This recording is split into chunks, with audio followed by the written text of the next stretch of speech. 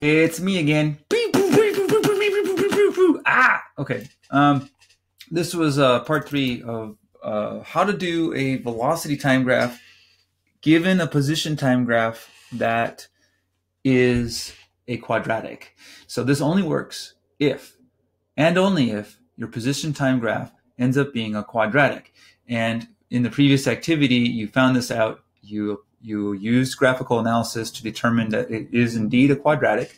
So that means we can use this special cool technique.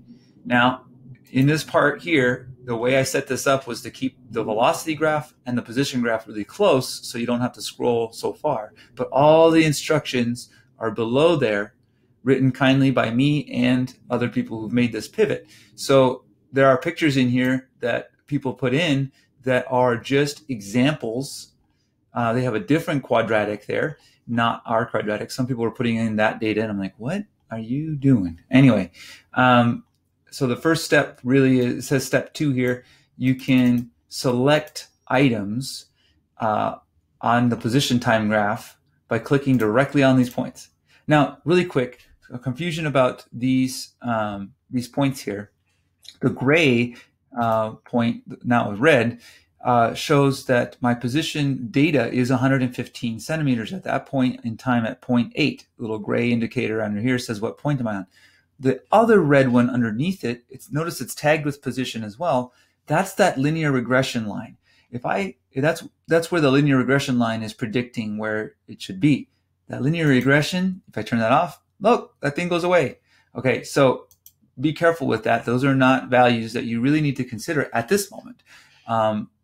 Later on, when we have a fit, we can actually see if our points do agree. We can see how close they are and how far apart they are. Something else that's interesting. And if you have a quadratic that starts at 0, so basically it's a square proportion. If you have a quadratic that looks like this, flat at the beginning and goes upwards like this, if you do a linear fit, the linear fit will do something kind of funny. It'll kind of have data above it in the beginning and at the end, and in the middle it'll have data below. So it always seems to do that. Like it always finds, and no matter how many data points you select, it'll always have points below and points above. Kind of nifty. All right. See that point above, points below. So while some people could argue, well, it looks like a scatter plot and it would be fine that you're going to have some points above and below, the pattern is always the same. The points in the middle are always below the line and the points on the edges are always above.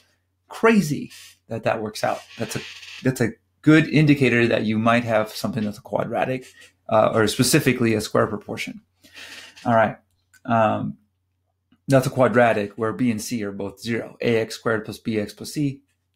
B and c are 0 there. So just have ax squared. Okay. So what you needed to do was turn off all of these data points. You can do the same thing on this up here, but you really didn't need to worry about it. See how some of these are checked off and some of them are not checked on? When you click on something, the checkbox gets unchecked. I can click it back on and so on. Now, instructions say that you need 3 points to do it. You don't really need that middle point. It doesn't really change much, but by adding in that, point, you end up, there we go. You end up making it easier to just, you just have to click one off and click the other one off. Rather than if I did these two, and now I want to do these two, I have to turn these up. See how long that takes, right? I have to, if you leave that third one in there, then I just have to turn the one off at the beginning and one on at the end. It's very efficient, kind of cool. And that middle point doesn't really affect anything except for values that we don't care about. So I'll explain that in a second. Now, the physics is that because we have a quadratic model for our position in time, then we can do something kind of cool with the average velocity. Velocity is the slope of the position time graph. I can take any 2 points and it'll get me the average velocity of those 2 positions. Pretty cool. You can see like this line doesn't really tell us anything about the actual motion of the object, but it does tell us on average it was going, there's my slope right there, 162 centimeters per second for the time interval between 0 and 0.9 seconds. Okay, so how can I use that? Well, it turns out that the actual velocity is exactly the same as the average velocity, exactly halfway between the two times. So at time 0.45, the velocity would be 162 centimeters per second based on our data here. Whoa. So if you follow the instructions that are listed below, you end up getting data points for 0.1, 0.2, 0.3, and so on. So you select these 3 data points. There's my regression line. There's my slope. And that's what I showed you here. You get that exact same thing right there. And then it shows you that the average velocity between 0 and 2.2 seconds, is 35 centimeters per second. Well, that means that the velocity at 0.1 seconds, which is exactly between 0.0 and 0.2, is 35 meters per second. You want to see why that is? Well, look, when you look at a velocity time graph that is changing the way this one is, it makes it more apparent. You can see that in my previous video for sure. So, and I already put that point here so you can see if you're doing it correctly, because you had to set it up. Now I'm going to click this, turn this off, and 0.2, 70 centimeters per second. Now, some of you said, oh, I have 2 points. I see a pattern. It's going up by 35, and I'm going to just make it up from here on out. Please don't do that. That's not science. The recognizing the pattern is absolutely science. Using the pattern to make up data, well, sometimes that's okay. If you're just trying to predict something, but you're trying to tell me what it is based on data here. You need to read it. It isn't 105, which you thought it would be. In this case, it says 110. So you need to make sure that you're actually taking data the same way, right, and not changing how you take data. By suddenly going 105, you're changing how you're taking data in this, and now instead of going off of real life information, you're making stuff up and then claiming it's real. That's what's not science. Okay? You have to say, well, I made it up from here on out because I think the pattern is this.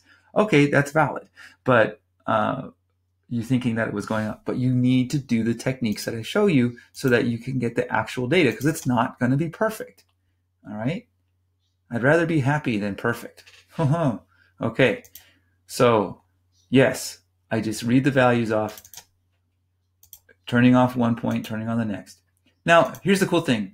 If I do 2 points like this, let's say I do 0.5 and 0.6, well, what's halfway between 0.5 and 0.6? Well, 0.55. So I could use extra points of data. If I'm not 100% sure I'm being accurate, my slope at that average velocity there is 200 centimeters per second. So that's my actual velocity at 0.55 seconds. And cool. And then I can click on my linear regression there, and I start to see that I have a different answer than I would have expected using the first 2 points you get there. So you can't just say, oh, it goes up this much and that's all I have to do. No. It's much more complicated than that. You need to go get the slopes and use that technique. And I love that this is so easy to do with this particular program. So that's why you're doing it here and not in graphical analysis. All right. Hopefully that helps. Thank you. I don't know why I do that.